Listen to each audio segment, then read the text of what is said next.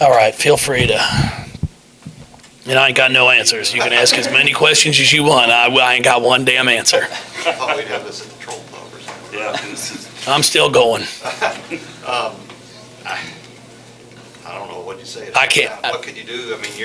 No, I mean. Start how bad it was and then how much better they were, I guess. Yeah, I mean, it's. I wish I could tell you. I mean, it's going to be a grind all year. There's no question about it. It is going to be a flat-out grind. We're going to have to figure out a way to score points. We're going to have to figure out a way to get stops. I mean, that's really our biggest problem right now. We held them to 27% shooting in the fourth quarter, 3 of 11. And they put up a 3 there at the end and make that. And that brings them down to 47% for the game. I mean, that's how bad we defend. Like 51. Oh, it was unbelievable. I mean, at one point, they were shooting 56%. Like, I'm not sure, besides shooting layups, like if you could just tell a team to go out there, okay, run your offense, but it's got to be jump shots. If you could shoot 56% without anybody guarding you. But somehow we allow people to get confidence early. And then all of a sudden, shots that you think are tough become easy. You know, you're finally contesting one. Well, they've made 3 in a row, and now all of a sudden, it doesn't matter if you contest it. It's going to go in. And that's been what we've done this entire season.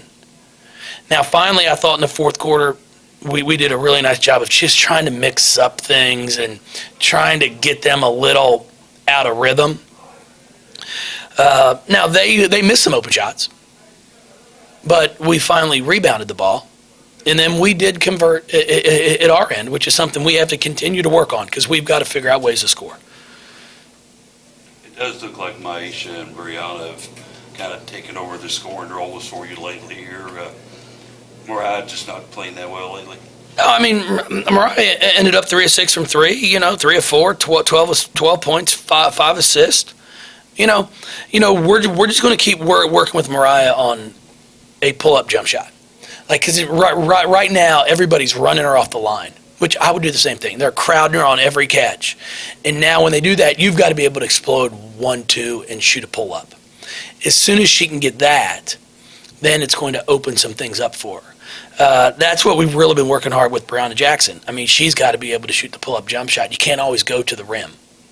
And she did that tonight. She made a few pull-ups, and then we run that little play at the elbow for her. She comes off the ball screen, hesitates like she was going to shoot. The girl steps up. She goes by and makes a huge layup. So once you can get a pull-up, then it's going to open up the rest of the floor for you. The other thing you did in the second half, you just used 6. I mean, you really didn't go too. Well, you know what? We have a really talented group of kids, but we've got to buy into Garden. Like, it's what I've been trying to tell all the freshmen. Like, guys, we haven't been in games where I can just throw you out there, except for one this entire year and say, hey, you can play 6 minutes and we'll learn from the mistakes. Now you put them out there, we foul, we turn it over, and you're down 12. And that's part of the learning curve. I mean, that's part of a learning process. I mean, IUPUI is good. I mean, and I've known that. I mean, I've been watching them all year. They beat VCU by 1. VCU beats Arizona State. They play at North Texas. They're up 20 against North Texas and ended up getting beat by 2. And Texas goes to Oklahoma and wins. I mean, they're a good basketball team. So we haven't had, I guess what you call an easy schedule to get the freshmen a lot of minutes. And that's unfortunately where we are right now, because I need to get them some more minutes because we need them. We need them on the floor. Before the game, there's no flashy introductions. No, we ain't doing that. I mean, we need people to want to come to the game to watch us play.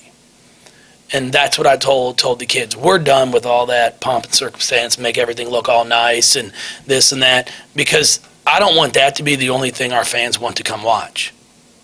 Is that for the rest of the season? No, well, we'll see. We'll see how we progress. We'll see how we start to play. That can't be the only thing that excites our crowd. As I tell them, you've got to inspire people to want to come out and watch you play. And, the first 2.5 minutes, I was like, all right, here we go. We're going to get things going. And then, boy, that stopped in a hurry. Consistency. Is that kind of a, I don't want to say attitude adjustment with the team, but almost like that personality check, like we're getting down to business and no more? Well, we're trying. We're trying to do that. And part of it, too, is, I think we may have gone up maybe, I don't know what it was, 9-4, 9-2. And then we let them score 5 straight times. Like, our mindset is we have to keep scoring, and I'm trying to get them to understand we got to start defending. That's why we won the basketball game. Sure, we had to score, but we had to get stops. You can't trade when you're down 16, 18. So I was really proud of them there in the last 15 minutes of that ball game. What did you say to him during that time after you're down by 18? Can you repeat it, or what? No, there wasn't much to say. I didn't know what to say. What do you say? I just said it's personal pride now, people. Now you have to look yourself in the mirror. You've got to have a gut check and figure out, I can either keep blaming everybody, or I can say, I'm not going to let my man score. I'm going to also play good team defense. I'm going to be in help. Those are the things you have to be able to do. And I thought we did a much better job. I thought Maisha Hines-Allen took a huge charge there, and then unfortunately it's blocking on the one. But those are things we're starting to do a little bit better. How did the freshmen respond to practice this week, especially coming off the loss and only having a few days to recuperate? The freshmen competed. I was really pleased. I told them. I thought it was 2 really good days of practice. But the real test is going to be, and it's today's generation. It really is what it is. Everybody wants instant gratification. If I work hard for a day, then I should get a reward at the end. It's kind of like everybody gets a trophy now. If you participate and you finish last, you still get a trophy.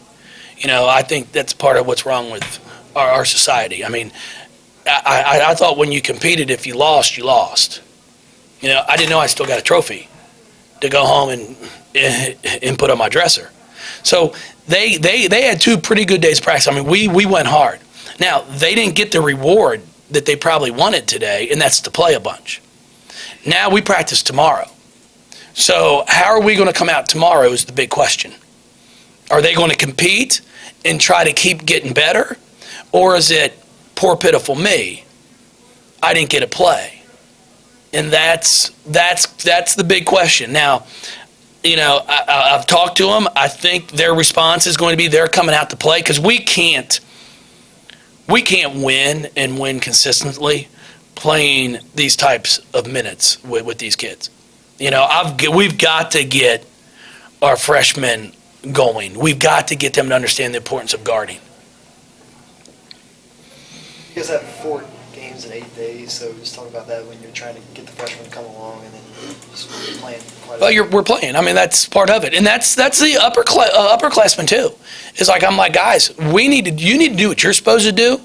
So when I put a freshman in there or 2, you're helping them. You're helping them get going. But unfortunately, we just didn't have that tonight. I tried to give a few of them some minutes, and we weren't making any progress. We were actually going backwards. And it's not their fault per se, but I've got to go with the ones that I know what they're doing.